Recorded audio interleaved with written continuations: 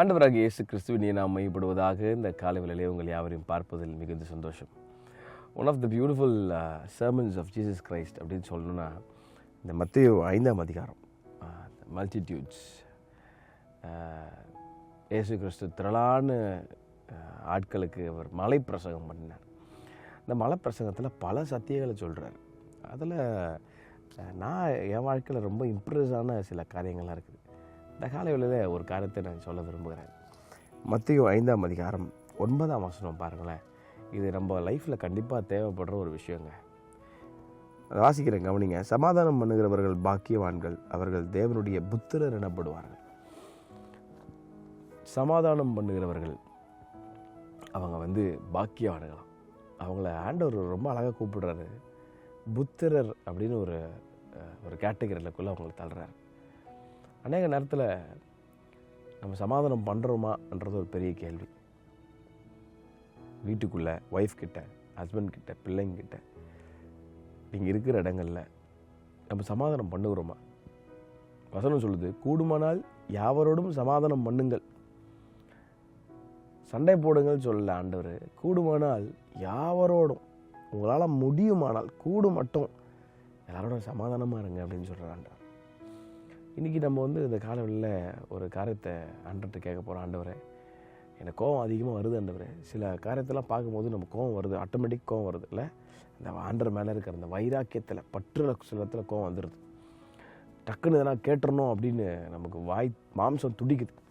ஆனால் ஏசப்பா விரும்புகிறார், சமாதானம் பண்ணுகிறவர்கள் அவர்கள் பாக்கியவான்கள், அவர்கள் தேவனுடைய புத்திரர் எனப்படுகிறார்கள்.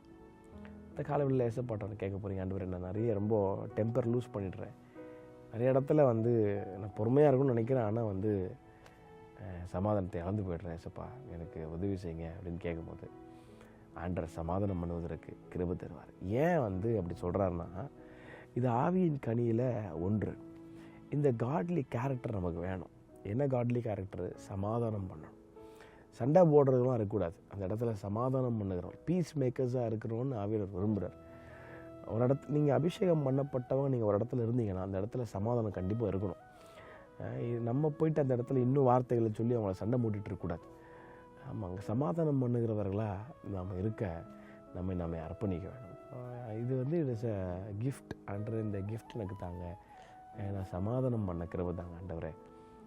நம்ம வர சண்டையை விடுறது கிடையாது பாருங்கள். நிறைய நேரத்தில் தேவையில்லாத சண்டைகள்லாம் போய் உட்காண்ட்ருப்போம். ஆண்டவர் இன்னைக்கு காலையில் சொல்கிறாரு, கூடுமானால் யாவரோடும் சமாதானம் பண்ணுங்க. அப்போ ஆண்டவருக்கு அது ரொம்ப பிடிக்கும், அந்த கேரக்டர்.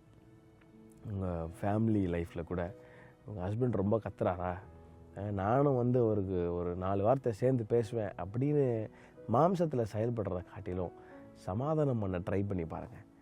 உங்கள் ஒய்ஃப் ஒருவேளை உங்களை புரிஞ்சிக்காமல் பேசுகிறாங்களா, சமாதானம் பண்ண ட்ரை பண்ணுங்கள். உங்கள் பிள்ளைகள் ரொம்ப உங்களை அலக்களித்து கொண்டிருக்கிறார்களா, சமாதானம் பண்ண ட்ரை பண்ணுங்கள்.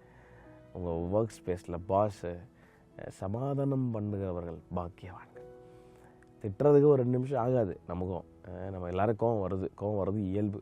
கோவம் கொண்டாலும் பாவம் செய்யாதவர்கள் சொல்கிறார் கர்த்தர். அப்போது நம்ம ஒரு ஆவிக்குரியவனுடைய தாட் முதல்ல எங்கே போனோம்னா, சொல்யூஷன். என்ன சொல்யூஷன்?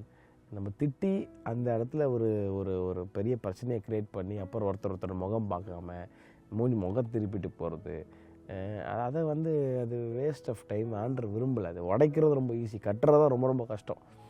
இப்போது அந்த காலை வேளையில் ஆண்டவரோட ஒரு வேளை சமாதானம் பண்ணாமல் உங்கள் வீட்டுக்குள்ளேயே இருக்கீங்கன்னா, இன்றைக்கி மனம் திரும்பி சமாதானம் பண்ண முந்திக் கொள்ளுங்கள். அவங்க உங்களை மன்னிக்கிறாங்களோ மன்னிக்கலையோ, அது ஆண்டருக்கும் உங்களை ஏற்றுக்கிறாங்களோ ஏற்றுக்கலையோ, உங்கள் ஹார்ட்டு க்ளீனாக ஆகணும். அதான் கர்த்தர் விரும்புகிறார். அந்த வெயிட்டெல்லாம் வச்சுட்டு போயிருங்க கீழே. ஆமாம், சில பேர்லாம் சொல்லுவாங்க, செத்தாலும் வீட்டு வாசப்படி மதிக்க மாட்டேன், செத்தாலும் தண்ணி வாங்கி குடிக்க மாட்டேன்னு. அதெல்லாம் அந்த வைராக்கியத்தெல்லாம் வச்சுட்டு பரலம் கூட போக முடியாது, கனவு காண முடியாது.